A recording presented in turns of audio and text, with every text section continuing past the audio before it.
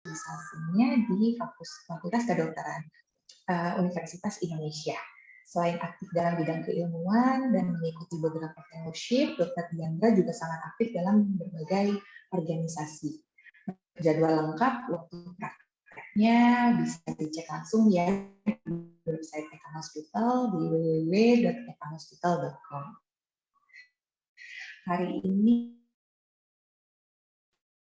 Diandra akan mengenai pembesaran prostat, bagaimana cara mengenali gejala awal dari kedua penyakit ini. Kepada Dr. Diandra, waktu dan tempat saya persilakan, Dok. Baik, terima kasih. Izin, apakah udah kelihatan slide saya? Terlihat, Dok. Oke, baik. Selamat siang, Assalamualaikum Hospital dan juga Sehat Q yang udah memberikan saya kesempatan untuk berbagi sebenarnya kita diskusi bersama, terutama mengenai pembesaran prostat jinak, dan sedikit nanti akan saya mention atau kita diskusikan sedikitlah mengenai perbedaannya apa dengan kanker prostat. Nah, ini kalau kita lihat hari ini sedikit list apa aja yang kira-kira mau kita diskusikan ya. Pertama dari angka kejadian,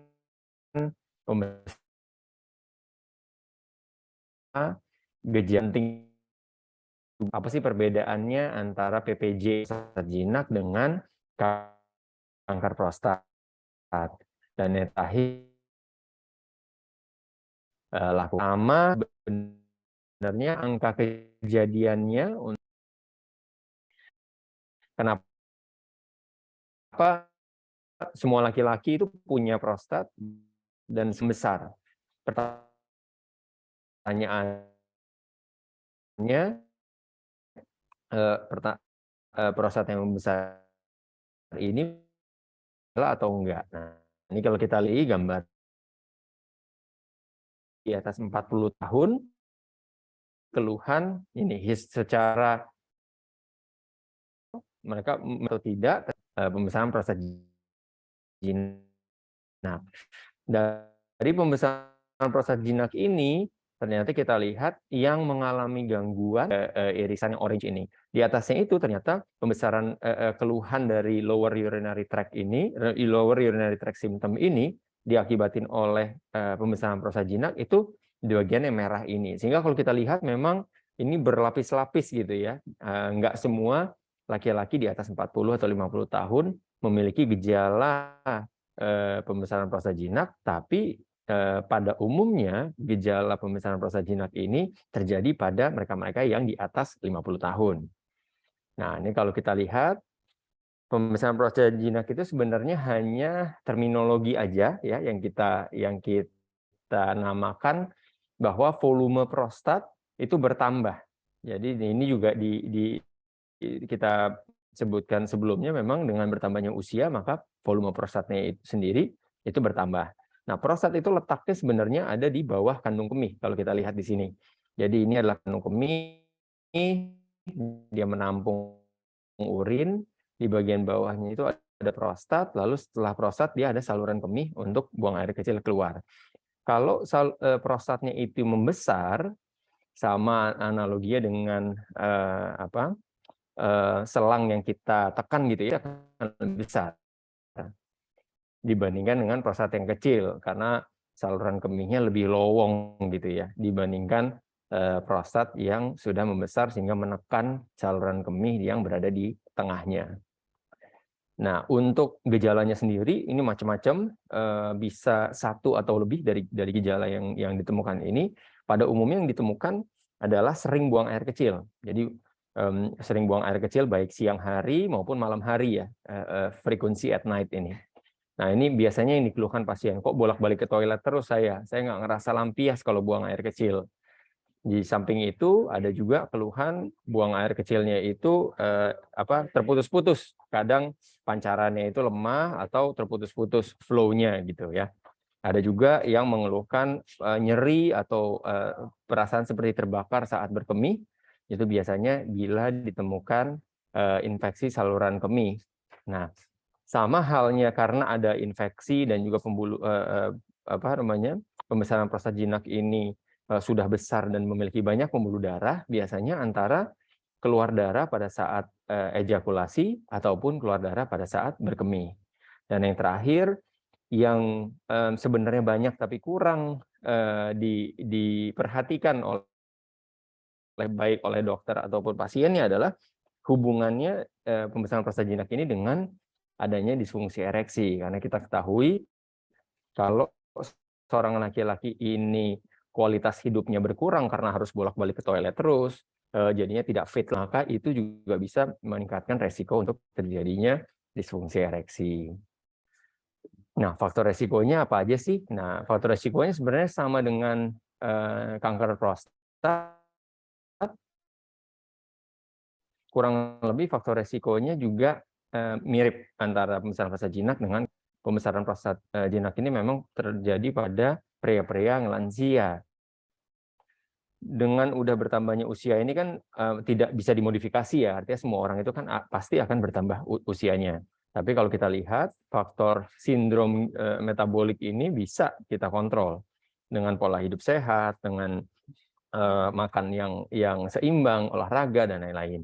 Nah, ini bisa meningkatkan juga bila usianya sudah lanjut, ditambah juga memiliki metabolic syndrome ini yang terdiri dari obesitas, hipertensi, gula darah tinggi, trigliserida, dan HDL-nya yang rendah. Ditambah lagi dengan pasien-pasien yang bila merokok, maka ini balik lagi akan meningkatkan faktor resiko terjadinya keluhan atau penyakit prostat ini. Nah, tapi penyakit prostat itu tidak hanya yang kita bahas dari tadi ini ya, benign prostatic hyperplasia ini nggak hanya ini. Jadi ternyata ada juga prostat-prostat yang mengalami infeksi yang disebut prostatitis dan juga pasien prostate cancer. Nah, bedanya apa? Kalau bedanya sebenarnya pada selnya. Nah, harus kita pahami bahwa ternyata keluhannya manifestasi klinisnya gitu ya, mungkin bisa sama aja gitu. Artinya yang ditekankan adalah sebenarnya kalau seseorang memiliki keluhan atau gangguan berkemih, jangan dianggap bahwa oh ini hanya karena saya bertambah usia aja pasti seperti ini gitu ya. Tapi memang ini harus diperiksa. Kenapa? Pentingnya juga kita membedakan atau menangkap ya bahasa saya, kanker prostat di stadium awal sehingga terapinya itu lebih banyak yang bisa dikerjakan gitu. Bila pasiennya sudah datang dengan kanker prostat stadium lanjut, maka terapinya juga pasti akan terbatas. Nah, ini perbedaannya apa saja? Kita biasanya membedakan dengan pemeriksaan prostat spesifik antigen atau PSA dan juga dilakukan pemeriksaan colok dubur. Nah, dari kedua ini bila satu atau dua-duanya mengalami kelainan ya, PSA-nya di atas 4 atau pada saat dilakukan colok dubur ini terdapat benjolan misalkan di prostatnya, maka perlu dikonfirmasi dengan kita kerjakan yang namanya prostat biopsi. Nanti saya mungkin mention sedikit mengenai itu. Setelah itu juga untuk stagingnya, maka kita perlu melakukan beragam imaging. Mungkin nggak semua ini langsung dikerjakan, tapi memang bisa dipilih sesuai dengan keluhan, sesuai dengan hasil prostat biopsinya, PSA-nya, dan lain-lain. Nah, ini biopsi prostat robotik yang kebetulan kita baru kerjakan nih sekitar 1 minggu yang lalu di Eka Hospital BSD. Nah, ini kita lihat memang dengan bantuan dari robotik ini kita bisa menentukan mana lesi atau area yang dicurigai kemungkinan adanya keganasan. Ini kita bisa lihat dengan robotik ini dia menggabungkan antara MRI dengan USG sehingga kita lihat yang warnanya hijau ini adalah hasil dari MRI dan USG-nya, sementara yang warnanya pink ini adalah lesi-lesi yang dicurigai. Artinya kita akan lebih banyak melakukan biopsi di area-area tersebut. Di sisi lain, kalau kita melakukan biopsi prostat yang konvensional, maka kita akan melakukannya random biopsi ya. Biopsinya itu akan secara acak gitu. Sementara kalau ini lebih targeted sehingga akurasinya lebih baik hasilnya untuk mendapatkan kanker prostat yang signifikan secara klinis itu juga meningkat. Nah, penanganannya bagaimana? Penanganannya sesuai dengan keluhan. Balik lagi, kita tidak menangani pembesaran prostat jinak ini dengan karena berdasarkan volume.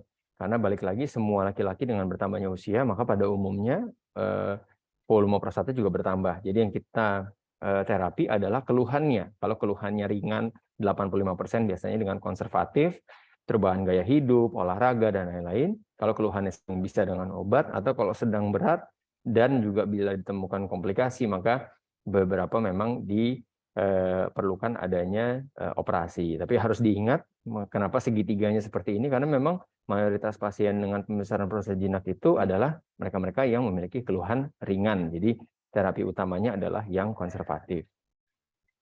Nah, ini sedikit saya bahas mengenai operasi prostat itu sendiri. Operasi prostat saat ini sudah tidak melakukan operasinya itu dengan sayatan, ya, artinya dilakukan dengan minimal invasif. Setelah pasien ini terbius, maka kita memasukkan sebuah teropong, ya, kecil ke dalam saluran kemihnya, lalu pada prostatnya ini kita coba untuk mengurangi volumenya, gitu ya, dengan cara dikerok. Nah, ini kurang lebih tampilan. Ini pasien yang kami kerjakan.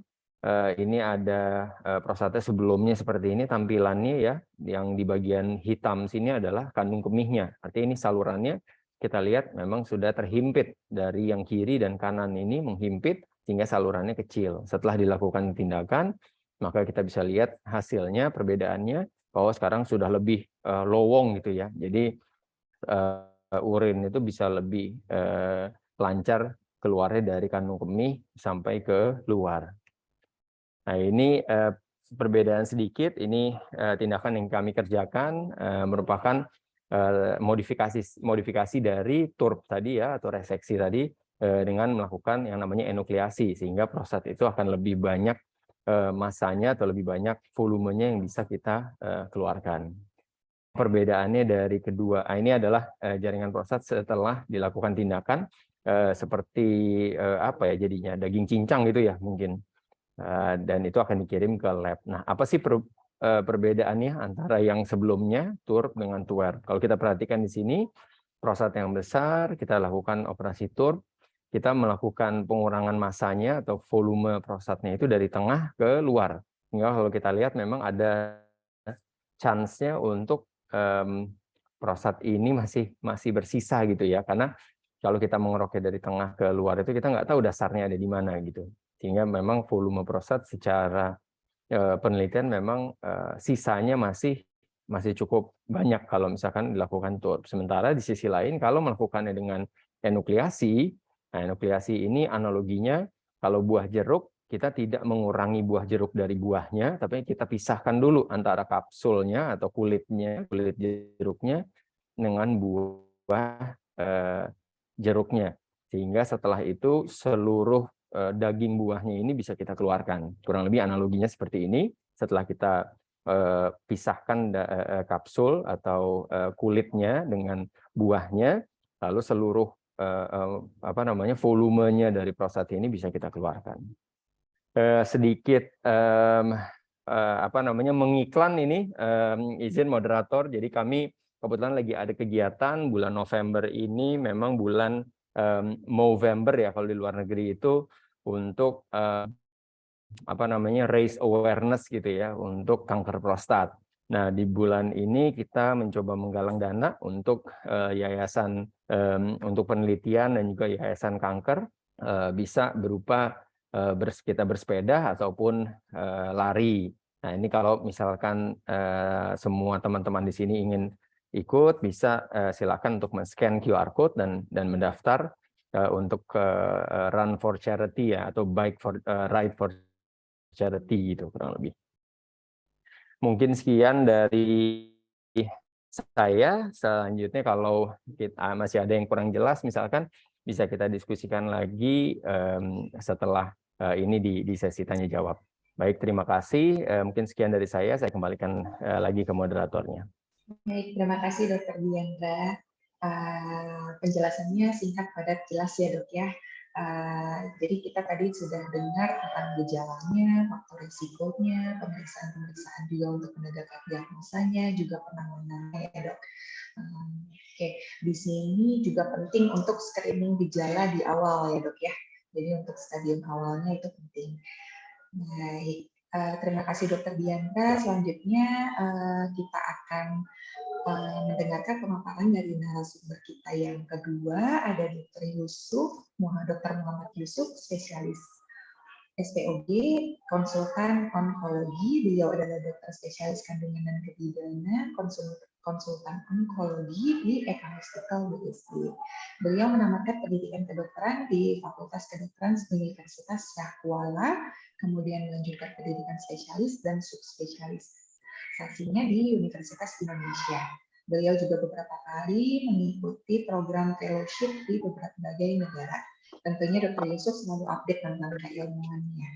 Untuk jadwal lengkap waktu praktek Dr. Yusuf di Eka Hospital BSD dapat dicek langsung di website Eka Hospital ya. Baik, tadi sebelumnya Dr. Diandra sudah menjelaskan tentang hubungan pembesaran prostat dan kanker prostat dengan gangguan berkemih pada pria. Nah, kali ini Dr. Yusuf akan menjelaskan tentang gangguan berkemih pada wanita dan korelasinya terhadap CA cervix. Dipersilakan kepada Dr. Yusuf dok untuk pemaparan materinya. Terima kasih. Saya coba share screen terlebih dahulu ya. Mungkin ini bisa ini kenapa belum bisa ya? Host disable participant screen sharing. Masih share screen dari host ya.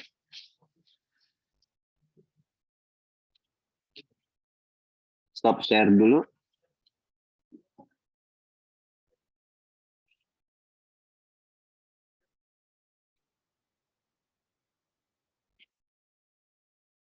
Oke.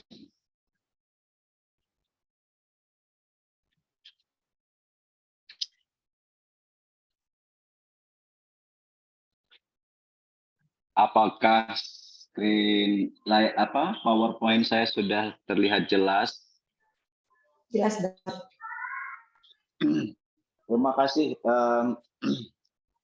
Dari konsep judul atau tema besar kita hari ini, kita akan membahas tentang problem yang terkait dengan the need to be, gitu ya. Sebenarnya kalau misalkan dikaitkan dengan itu, sistem reproduksi tadi dikaitkan dengan sistem reproduksi pria, ada kemungkinan-kemungkinan yang terjadi akibat proses pembesaran dari prostat, kemudian adanya problem kemungkinan kanker prostat gitu ya. Nah, dari sisi reproduksi wanita, kemungkinan itu problem terkait dengan masalah berkemih ini adalah banyak gitu. Karena apa? Karena perempuan ini memiliki panjang uretra yang sangat lebih pendek dari pria. Kalau misalkan kita lihat secara anatomi, panjang uretra perempuan ini sekitar kurang lebih 4 cm. Sehingga dengan kondisi anatomi yang seperti ini, maka akan sangat rentan untuk terjadinya infeksi. Begitu ya. Infeksi yang terjadi akan menimbulkan infeksi di daerah genitalia eksterna, akan menimbulkan infeksi ascending yang naik ke atas, meliputi bisa infeksi di daerah bladder dan lain-lain. Dan kondisi ini juga bisa mengakibatkan problem dengan masalah berkemih. Biasanya seorang pasien perempuan yang menderita infeksi saluran berkemih seperti ini akan sangat kesulitan untuk berkemih awalnya dan sulit untuk tuntas dalam berkemihnya. Oke, itu adalah selayang pandang terkait masalah berkemih akibat infeksi. Cuma problemnya adalah ada problema lain yang lebih berat dari hanya sekedar masalah infeksi. Karena seperti kita tahu, problem dari perempuan tersebut ini adalah kejadian kanker serviks, di mana nanti kanker serviks yang memang kita temuin di Indonesia ini hampir 80% pasien-pasien itu datang dengan problem gangguan berkemih. Nah, kenapa bisa terjadi gangguan berkemih pada hampir 80% pasien kanker serviks? Nanti akan kita jelaskan.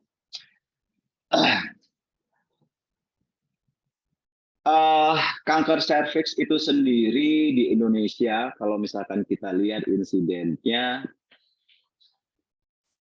ini merupakan problem yang sangat klasik ya saya kira, karena mulai saya dulu sekolah dokter umum sampai selesai subspesialis, problema tetap saja ada, problema tetap saja sama. Kanker serviks ini menempati peringkat kedua. Nah, pada perempuan ya meningkat di peringkat kedua dengan angka setelah kanker payudara. Kenapa hal ini bisa terjadi? Sebenarnya kampanye yang sudah kita deklarasikan, yang sudah kita sampaikan kepada masyarakat untuk meningkatkan awareness melakukan screening itu masih ditanggapi dingin oleh masyarakat kita. Hal ini terjadi karena kultur masyarakat Indonesia di mana beranggapan bahwa kalau misalkan mengetahui penyakit lebih awal berarti akan mengganggu psikologisnya gitu. Sehingga mereka akan menolak untuk melakukan screening. Itu yang pertama. Yang kedua, kultur masyarakat kita yang memang religius sehingga anggapan bahwa untuk datang ke dokter itu tanpa ada keluhan masih menjadi concern, masih menjadi keberatan di mereka untuk hadir di hadapan dokter untuk melakukan pemeriksaan secara rutin, karena mereka beranggapan bahwa mereka tidak sakit. Nah, ini adalah satu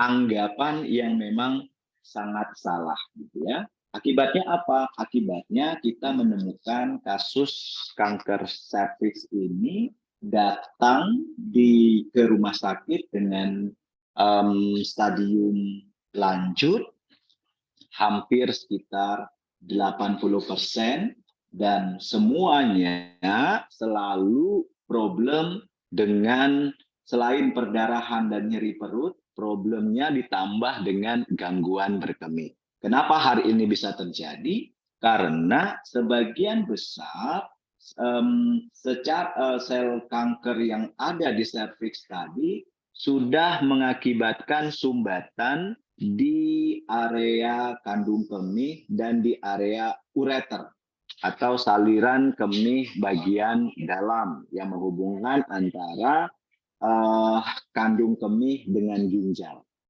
Sehingga yang terjadi adalah saluran-saluran tersebut tersumbat dan pada akhirnya juga mengakibatkan sumbatan di ginjal sebelah kanan maupun sebelah kiri yang kita kenal dengan secara awam mengenalnya sebagai ginjal bengkak, gitu ya.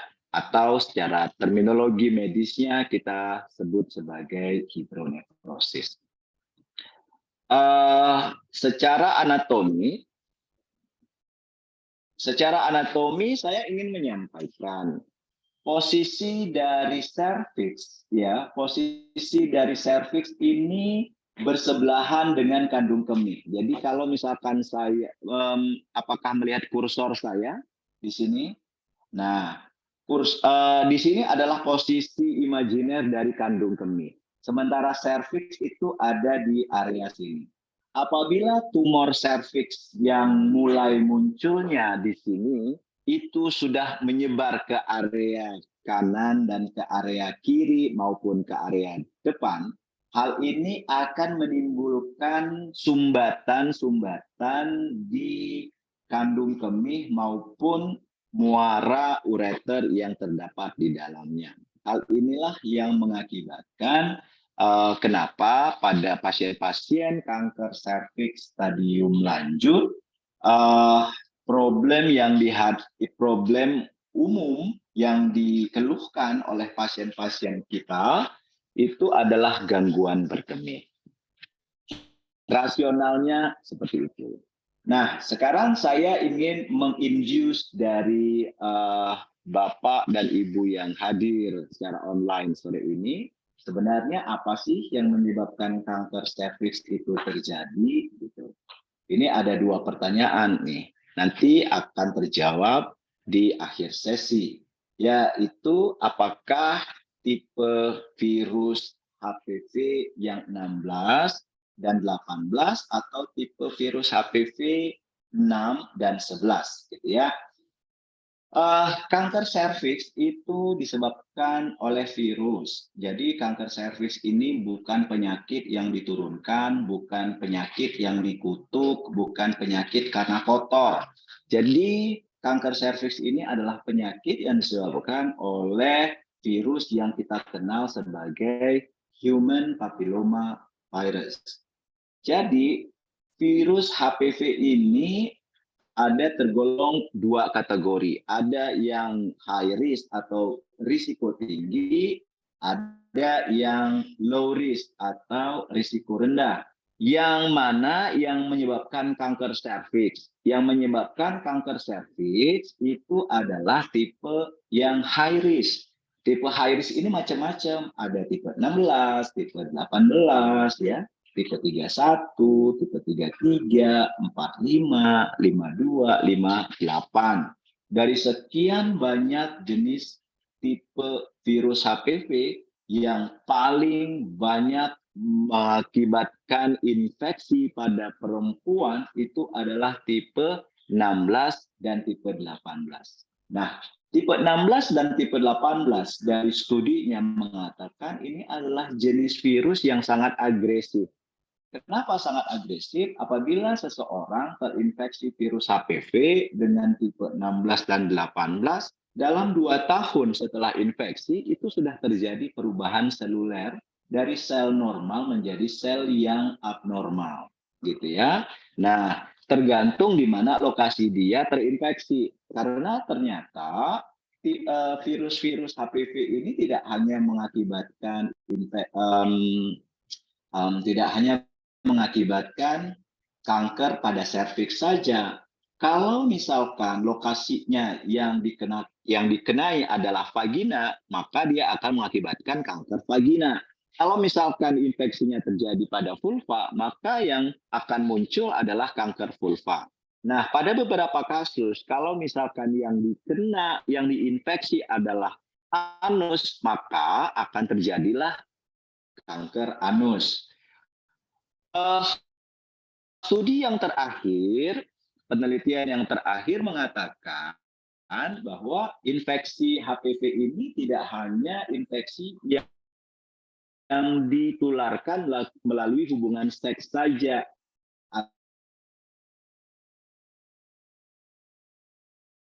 dengan vagina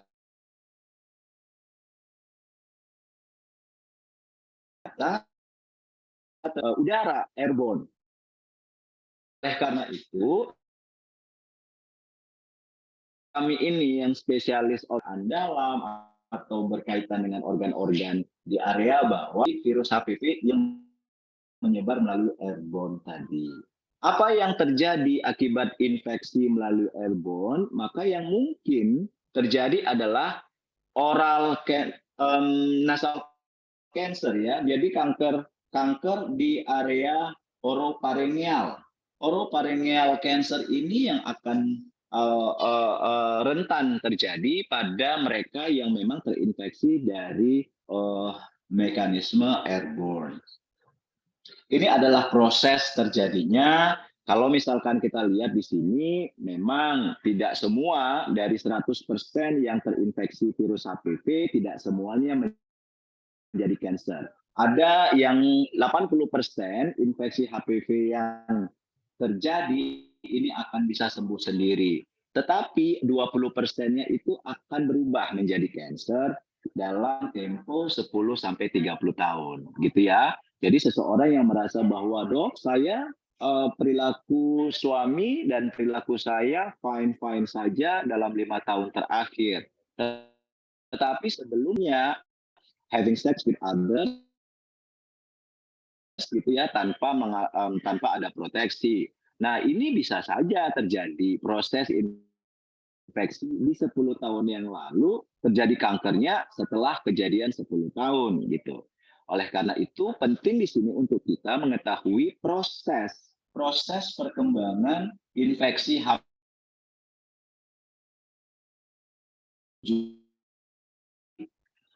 Siapa saja yang berisiko untuk menderita kanker serviks gitu ya. Jadi mereka hubungan kelamin semakin di usia kurang dari 18 itu lebih dini, lebih sering akan berisiko untuk menderita kanker serviks. Dan sangat sedikit sekali pasien-pasien atau bisa karena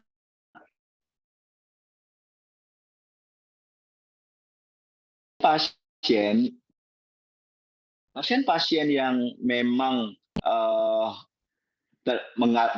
sedang mengalami lesi kanker ataupun kanker stadium awal, mereka tidak memiliki keluhan, gitu ya.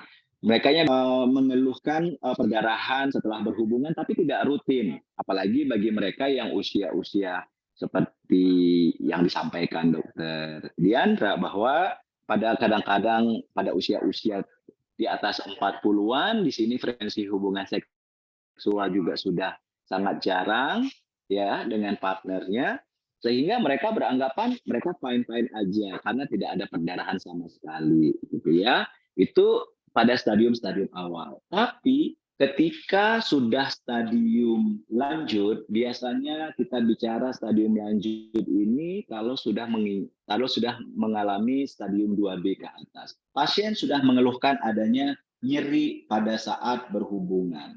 Kemudian sudah mulai mengeluhkan adanya keluar cairan dari vagina yang berbau dan bercampur dengan darah, atau tadinya perdarahan di luar menstruasi sering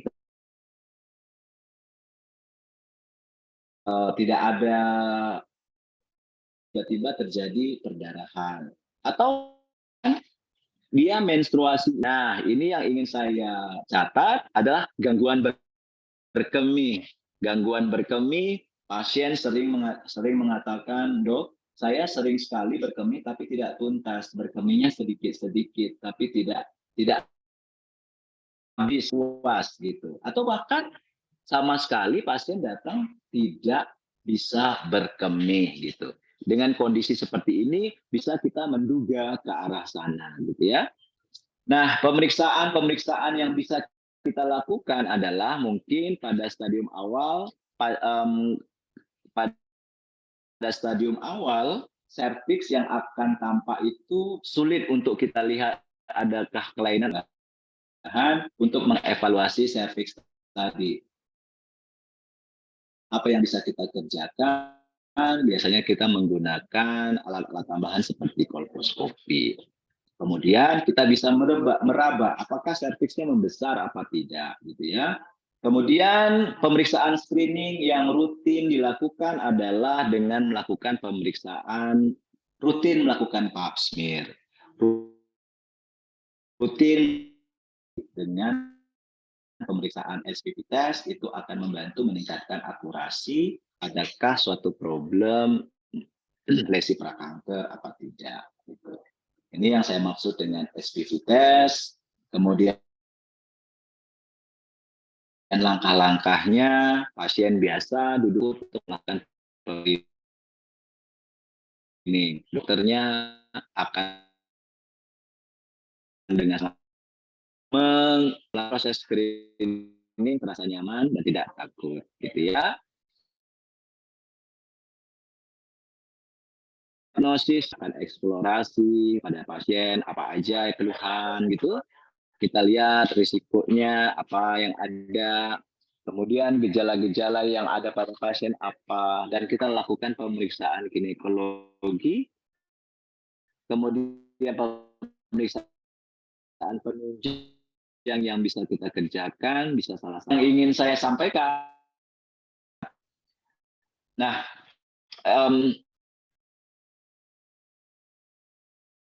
untuk masalah tata laksana mungkin belum perlu ya di sini saya jelaskan, tetapi ini yang menjadi satu ini adalah dorongan saya untuk Bapak dan Ibu di sini. Dorongan saya adalah pergi melakukan vaksin HPV. Karena apa? Karena dengan melakukan vaksin HPV ini semua bisa terhindar. Sebelum terjadi infeksi, maka dengan dilakukan vaksin HPV ini sudah terbentuk imunitas, sehingga pada saat terjadinya infeksi, tubuh kita sudah bisa menolak atau membunuh sel kuman.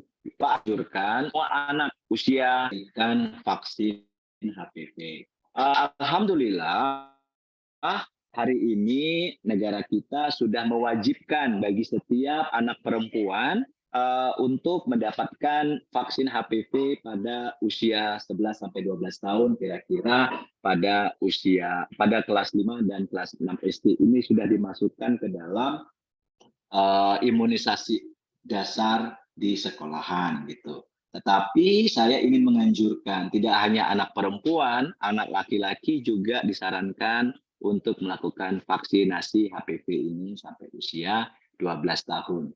Kemudian siapa lagi yang memang dianjurkan? Semua perempuan yang berusia di atas 15 tahun sampai usia 26 tahun.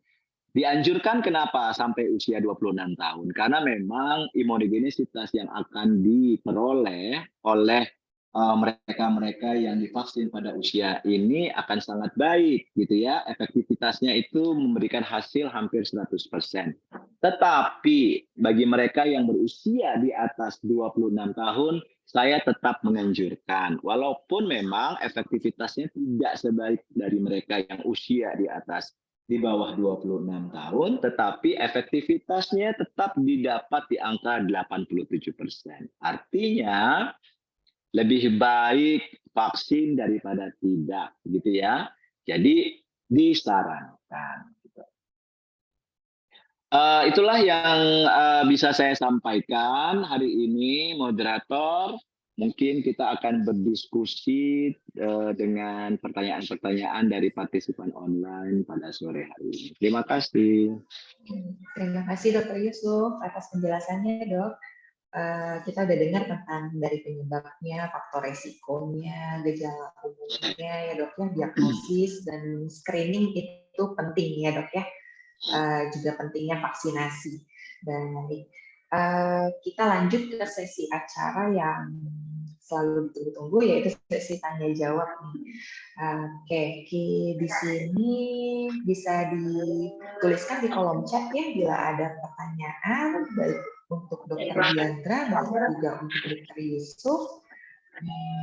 Baik, karena belum ada pertanyaan nih Dok, mungkin pertanyaan dari saya dulu ya Dok.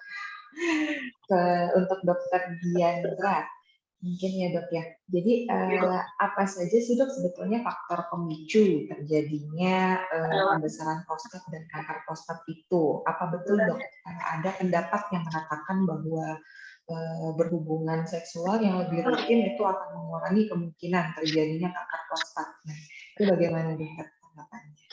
Oke, baik, terima kasih. Ini pertanyaannya menurut saya menarik dan sering ditanyain juga sama pasien sebenarnya gitu. Ada nggak hubungannya dengan konsumsi makanan? Ada nggak hubungannya dengan frekuensi berhubungan dan lain-lain? Sebenarnya kalau kita lihat lagi sebenarnya untuk berhubungan sebenarnya tidak. Ada satu penelitian yang bilang bahwa makin sering dia ngambil cut-off-nya itu sekitar 20 kali. Jadi 20 kali ejakulasi dalam, saya lupa, 1 minggu atau 1 bulan, itu bisa mengurangi resiko kanker prostat. Tapi ini agak sulit dibuktikan karena memang memerlukan follow up yang panjang dan juga jumlah peserta penelitiannya yang banyak. Tapi kebetulan penelitian ini tidak sebanyak itu gitu. Sampel penelitiannya atau partisipan penelitiannya. Jadi sampai sekarang memang belum terbukti. belum dibuktikan bahwa adanya hubungan dengan kanker prostat. Yang kita ketahui pasti sebenarnya kalau kanker prostat itu yang sudah dibuktikan secara ilmiah itu faktor resikonya atau yang memicu pastinya sih usia. Dan itu kalau kita tahu kan memang unmodifiable ya, kita tidak bisa memodifikasi usia kita gitu. Tapi yang bisa kita modifikasi sebenarnya pola hidupnya. Jadi menghindari obesitas ya, metabolic syndrome ya, obesitas, hipertensi, gula darah, kolesterol dan lain-lain. Nah, yang kedua pola hidup sehat, asupan makanannya dan juga olahraga yang rutin itu juga dibilang bisa menurunkan resiko kanker prostat. Yang ketiga memang ya paling utama saya rasa semua udah pernah dengar bahwa merokok ya saya rasa itu nggak hanya kanker prostat saja tapi itu juga meningkatkan resiko kanker-kanker lainnya. Mungkin sedikit tambahan yang mau saya berikan sebenarnya dorongan juga mungkin kalau tadi Dr. Yusuf menyebutkan dorongan. Kalau dari urologi sih sebenarnya pentingnya screening. Jadi screening itu sebenarnya untuk kanker prostat ya. Screening itu sebenarnya dibutuhkan kalau 3 sebenarnya. Pertama, kalau kita punya keluarga, biasanya kakek, bapak, om, kakak yang memiliki kanker prostat, artinya yang sedarah ya. Baiknya kalau laki-laki ini sudah di atas 45 tahun atau sudah 45 tahun, lebih baik dilakukan screening. Screening itu dengan medical check up prostat bisa atau dengan pemeriksaan PSA diawali dengan itu dulu cukup. Yang satu lagi kalau sudah di atas 50 tahun. Jadi kalau memiliki faktor resiko keluarga, artinya riwayat keluarga di 45 tahun, kalau nggak punya, jadi nggak ada anggota keluarga yang memiliki kanker prostat, maka screening itu bisa dimulai umur 50. Dan itu baiknya dilakukan setiap tahun sekali, dibarengkan dengan biasanya kita melakukan medical check up. Jadi ditambah satu atau sebenarnya sih dengan USG, dengan PSA itu udah cukup melihatlah gimana kondisi prostatnya saat itu gitu. Mungkin itu aja. Baik, terima kasih dokter. Kita lanjut pertanyaan ini di meeting chat ada Mbak Sheila Fiona bertanya untuk Dr. Yusuf dok, apa pentingnya vaksin HPV untuk pria dok? Apakah manfaatnya seefektif dengan wanita atau bagaimana? Ya, apa manfaat pentingnya vaksin HPV untuk pria gitu ya? Seperti yang saya sampaikan bahwa HPV itu tidak hanya mengakibatkan penyakit-penyakit kanker yang related dengan organ reproduksi, tetapi juga bisa menimbulkan kanker di organ-organ lain. Salah satunya adalah organ-organ oropharyngeal cancer tadi yang saya sampaikan, ya. Nah, oropharyngeal cancer tadi karena ternyata HPV itu tidak hanya menular melalui hubungan aktivitas seksual saja, tapi bisa juga melalui udara.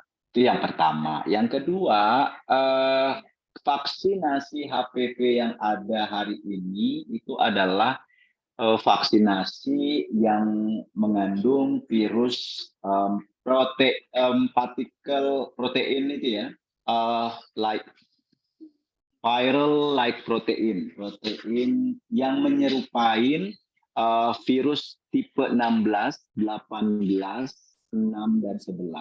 6 dan 11 ini biasanya mengakibatkan penyakit kutil dan kelamin. Jadi saya mendorong ini bukan untuk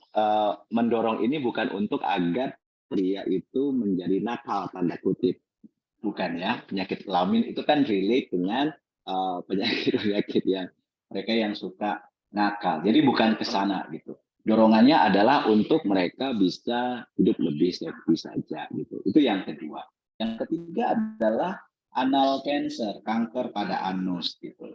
Kanker pada anus juga itu related dengan HPV.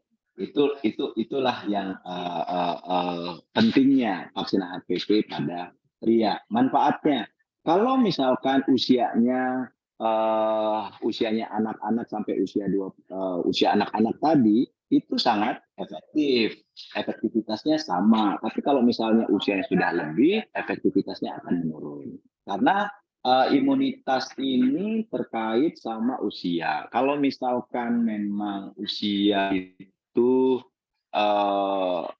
masih muda, biasanya akan memberikan efek imunogenisitas yang sangat tinggi. Begitu. Terima kasih Dr. Yusuf. Untuk selanjutnya ini ada pertanyaan dari Pak Harinto Wisnu untuk Dr. Diandra. Dengan obat harapannya sampai seberapa jauh kesembuhannya dok pada pembesaran prostat, dan bila operasi apakah bisa total kesembuhannya? Baik, Silakan. ini baik. Terima kasih. Pertanyaannya baik sekali menurut saya. Jadi ini kalau di beberapa penelitian memang terapi yang paling yang paling efektif untuk prostat adalah mengurangi massa prostatnya itu sendiri. Jadi bagaimana caranya, kan balik lagi ya, kalau kita tadi ingat bahwa keluhan itu terjadi karena saluran kemih yang di tengah prostatnya itu terhimpit karena ada prostat kanan kiri yang menghimpit saluran kemih yang di tengahnya.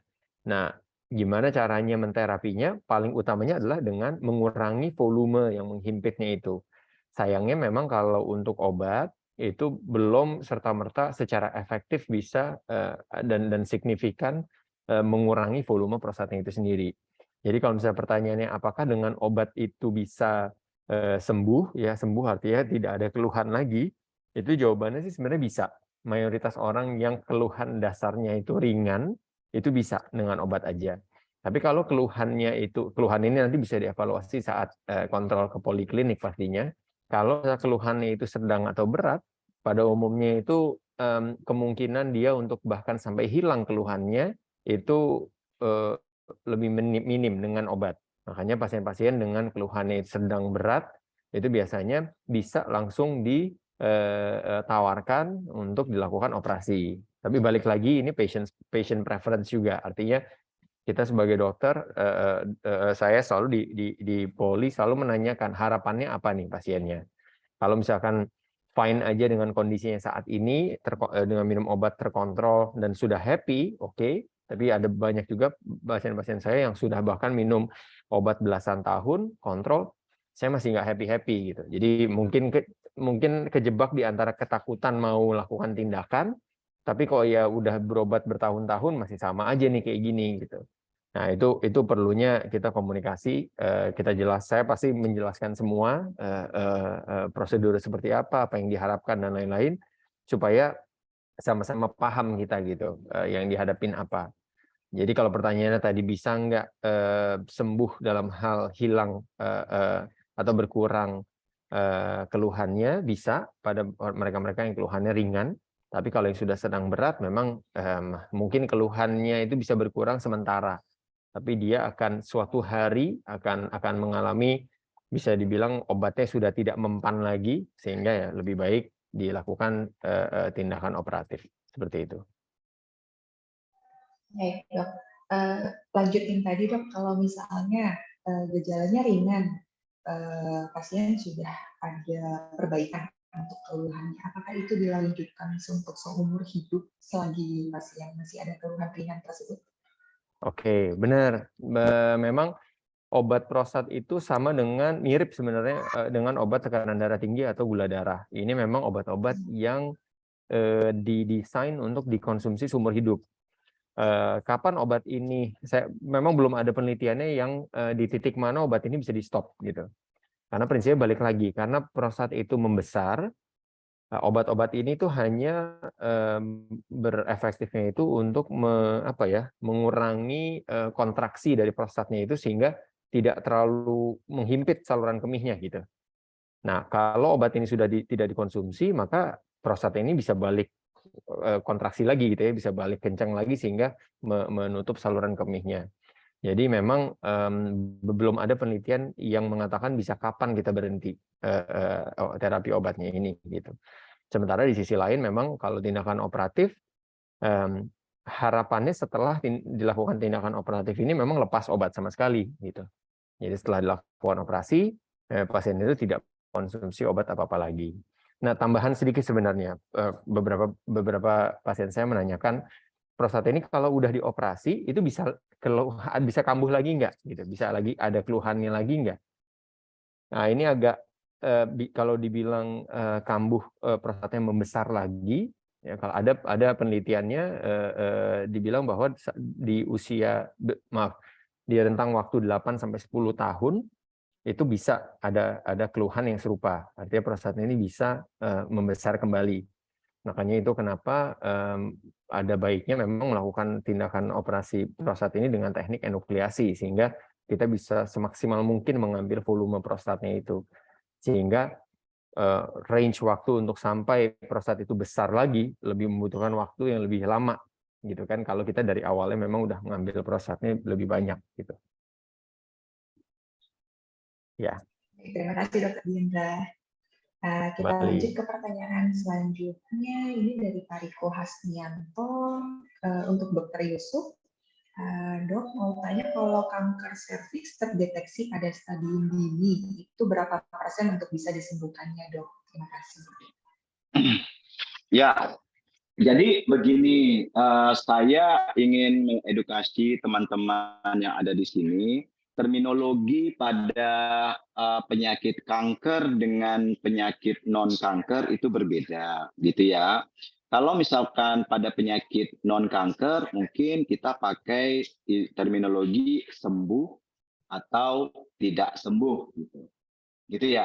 Itu berbeda. Itu kalau misalkan terminologi yang kita gunakan pada penyakit non-kanker. Tapi kalau misalkan pada penyakit kanker, kita ngomongnya remisi ataupun relapse, gitu. Remisi artinya dia bebas kanker, kemudian relapse itu kondisi di mana kankernya muncul lagi.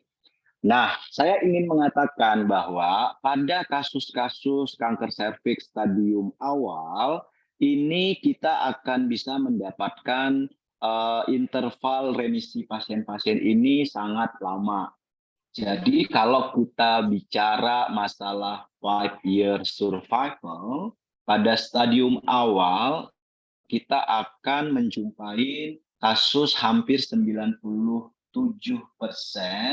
itu di akhir tahun kelima. Artinya apa? Dari mereka 100 orang pasien yang terdiagnosis dan stadium awal kanker serviks, kita akan ikutin sampai 5 tahun ke depan. Yang kita jumpain dalam kondisi sehat itu sekitar 97 orang. Artinya hanya 3 orang saja yang mungkin meninggal dalam kondisi apa saja, apakah ketabrak atau karena kankernya atau karena penyakit yang lain gitu.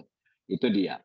Tetapi bagaimana kalau stadiumnya stadium lanjut, Dok, gitu. Nah, ini akan menurun seiring tingginya stadium. Kalau kita bicara stadium 2B misalkan, mungkin ini survival-nya turun dari 97 tadi turun ke 70%. Kalau dia stadium 3, turun lagi menjadi 60%. Atau bahkan kalau misalkan stadium 4, kita bicara angka 30% yang survive. Artinya 70 orang yang kita ikutin dalam 5 tahun itu sudah pasti meninggal, baik itu karena kanker atau karena penyebab yang lain gitu.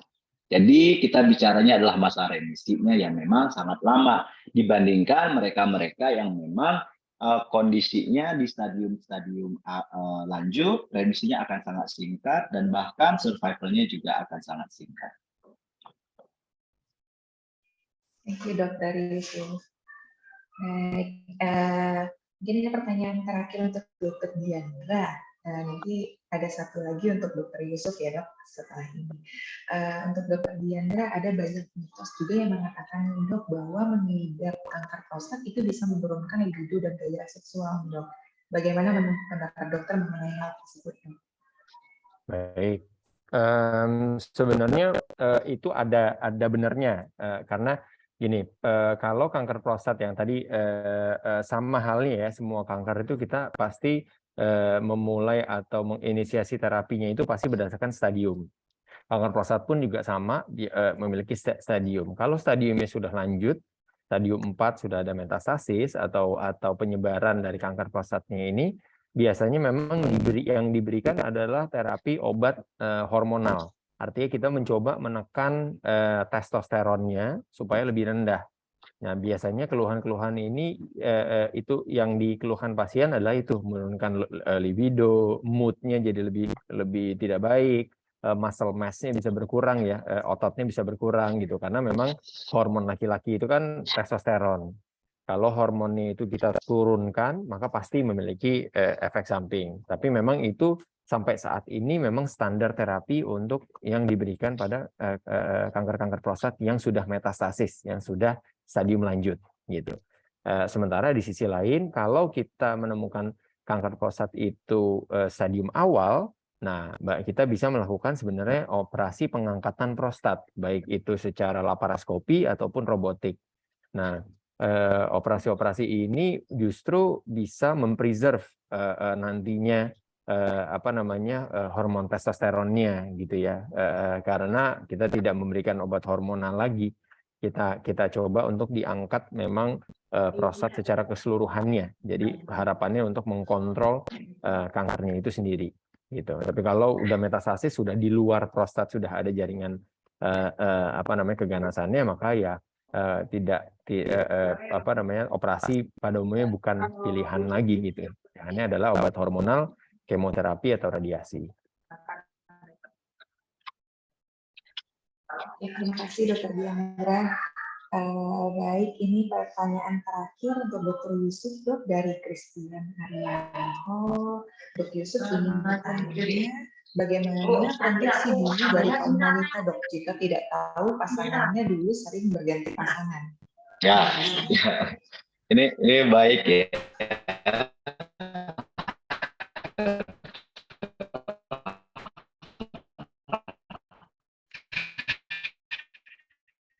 Jadi kita bisa kontrol adalah diri kita. Kita tidak bisa mengontrol pasangan ketika kita curi tidak.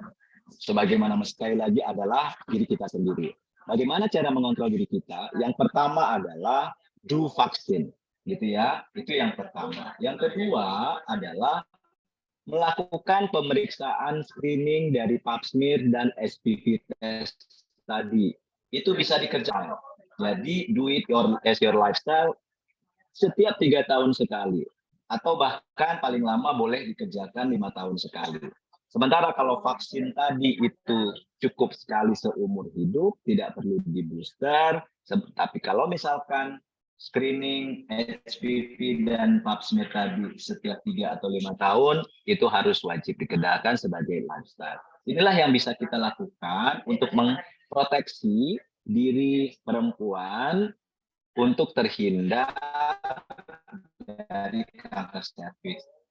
Kalaupun seandainya kedapatan satu lesi prakanker, sebelum dia berkembang menjadi kanker, maka akan kemungkinan bisa sembuh 100%. Karena apa? Karena ini kita bicara sebelum dia berkembang menjadi kanker. Tapi once dia sudah masuk ke dalam fase kanker, kita nggak bicara masalah sembuh lagi. Tapi kita bicara gitu ya. Jelas ya. Sudah, itu kayak kembalikan ke Deliza. Terima kasih, Dok. Intinya screening dan vaksin ya, Dok, yang penting ya, Dok. Yes. Tidak terasa kita sudah sampai di akhir acara, sudah kurang lebih 1 jam. Saya menangani Healthy People semua. Terima kasih kepada Healthy People yang sudah bergabung. Terima kasih juga kepada kedua narasumber kita yang sudah sharing ilmu. Mungkin dari Dr. Diandra dan Dr. Yusuf ada closing statement, Dok, untuk Healthy People semua, Dok. Silakan Dr. Diandra. Ya, terima kasih Dr. Yusuf, Mbak Delisa. Jadi mungkin kalau dari saya sih itu tadi ya, pentingnya screening. baik itu udah mulai ada keluhan berkemih, baik laki-laki atau perempuan gitu. Jadi jangan diacuhkan sebagai ini memang proses penuaan gitu. Artinya kita menormalisasi suatu keluhan yang sebenarnya merupakan bagian dari suatu penyakit ya, gejala dari suatu penyakit. Kita acuhkan, kita anggap sebagai ini memang proses penuaan. Prinsipnya adalah harusnya semua orang itu berhak berusia dengan sehat gitu, artinya tidak memiliki keluhan apa-apa. Jadi kalau memang ada keluhan, baik itu di awal baru merasakan atau baru sadar merasakan ada keluhan atau perbedaan terutama pola berkemihnya, itu lebih baik diperiksa segera gitu, untuk bila ada apa-apa kita bisa ketahui lebih awal, sehingga terapinya juga variasi terapinya bisa lebih banyak kita berikan gitu ya. Mungkin dari saya seperti itu. Silakan Dr. Yusuf. Diandra, closing statement saya untuk semua perempuan Indonesia yang ada di luar sana, jadikanlah vaksin dan pemeriksaan SPP test serta pap smear sebagai bagian dari gaya hidup untuk meningkatkan efikasi dari vaksin dan screening ini. Yang diperlukan adalah kesetiaan kepada pasangan. Itu yang paling penting. Artinya kalau misalkan karena apa? Karena vaksin yang ada hari ini hanya bisa memproteksi dari 2 jenis virus HPV yang high risk. Kemudian untuk screening akurasinya kita katakan walaupun bisa mendekati angka 100%, tapi di sana juga mungkin bisa terjadi human error sehingga bias. Tetapi yang untuk menghindari itu semua, menutup angka bias tadi, maka setialah pada satu pasangan sehingga terhindar dari infeksi virus HPV yang pada akhirnya bisa memicu kepada kanker prostat. Itu yang paling penting, Denisa.